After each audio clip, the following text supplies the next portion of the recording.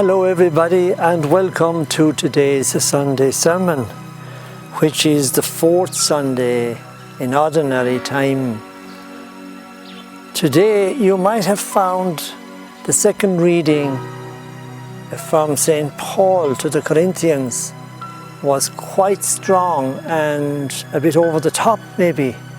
At that time the people of Corinth had embraced the religion, this new religion that Paul was preaching, and I suppose they became overzealous, and there was a lot of that going on where people were living in marriages without any relationships in a sexual nature.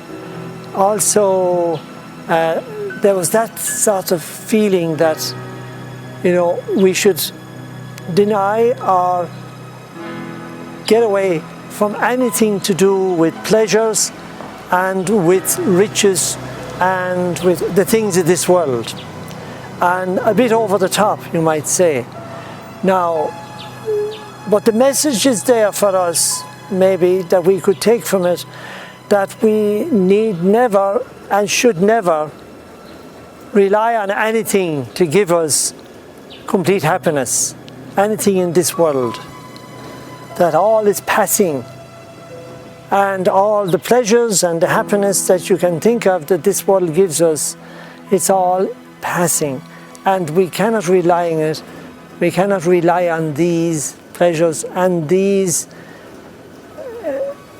assets of life that we get and we experience. Most of us, we thank God for them, but we don't rely on them for the ultimate happiness in our lives, which should be to please God and to be with God.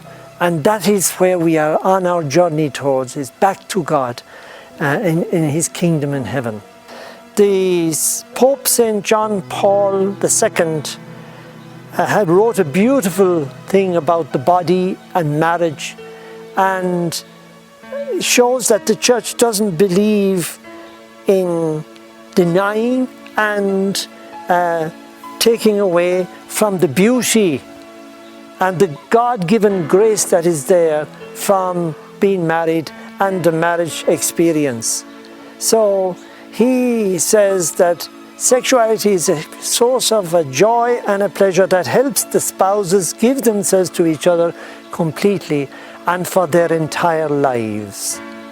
Love becomes more Christ-like as a symbol of self-sacrifice in marriage. As we know, time goes on and we get used to each other and as partners, but there's still a great spark there that reminds us of the self-sacrifice of Jesus on the cross, which is the only thing that keeps a good marriage alive. People prepared to give in to themselves and for the good of the marriage and the good of others and the good of their partner.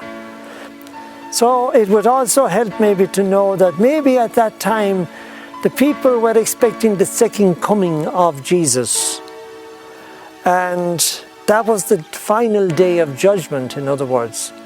And so therefore that might spawn on that way of thinking as well, that why should we waste our time with anything to do with this earth when we should be preparing for the final day when we will meet our Maker and be judged. So that might influence a bit what is written in the second reading today. But there is still a lesson for us there. St. Francis one day was in the garden, St. Francis of Assisi, doing a bit of gardening with another monk, and the monk said to him, "Francis, if you knew that Jesus was coming to judge now, at this day, what would you be doing right now?" And St. Francis said, "I'd continue gardening." So he was ready at all times. So there is that message of being ready and being caught, if you like to say that word, doing the right thing when the moment happens. So there is all that to be taken out of it. We're on a journey back to heaven where There can neither be Jew or Greek. There can neither be slave nor free man. There can neither be male or female, for you are all one in Jesus Christ. This is from Galatians chapter 3, verse 28.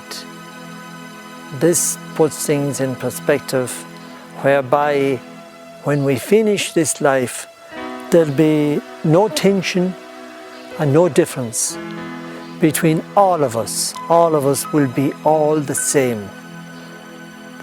So that is what we can even realize even here on earth as well. So the second coming didn't happen at that time, but we can still learn from that experience and the thinking of the time.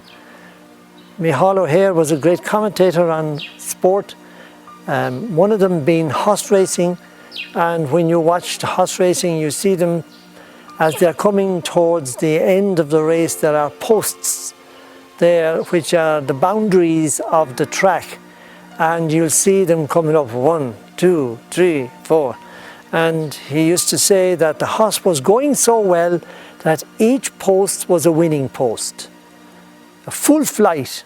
And that is what's required of us in this life, is to be in full flight, going back to God, avoiding all the pitfalls and all the exhaustions that we can have when we turn aside and onto a different track. Like a horse, if he goes off into a different track, he's lost the race and he hasn't reached his goal. So we should make peace, therefore, with everyone. We should start now. We should be ready now for the second coming. We don't know when or where, but we should be ready. Make peace with your enemies, pray for them, do your best to be at peace and at one with everyone. Pay off your debts. Be in a state of grace. There is a great secret to life, and that is, if you are ready to die today, then you are totally free. If you're ready to go today, even though you're healthy, you feel strong, and you're told you will die today, I'm ready. Like St. Francis, he would continue gardening because he was ready. There are no certainties in this life, only that we are saved by Christ. That's the only certainty we have. So we can't be living our lives on the mere chance and mere look that the right things might fall in our path all through our life. We should have that trust and giving over to the Lord, who will always look after us no matter what happens, health-wise, financially, or whatever, that we are ready with the Lord and ready and available to Him. He who comes to take us by the hand and to take us with Him, as Pope Francis said about Jesus. He is coming to take us by the hand. We shouldn't fear death, in other words. He said this on the 29th of November 2019. Before all this, well, actually it had started, the COVID really, but we didn't know it would get this bad. You see in the gospel the power that Jesus has to drive away evil spirits, the spirits of the other world, which we don't speak about much in parts of the world nowadays. But here in Africa, of course, we are very much aware of spirits that are in the other world that we don't see. Jesus is saying to all of us who have anxieties of any kind, relax, come to me, all who are burdened, I will look after you, I will give you rest. So let us be assured by these words. May God bless you, have a lovely Sunday, and looking forward now to a week. And we pray for those in isolation, and we remember them in our prayers, and we phone them and encourage them. Phones won't spread the disease.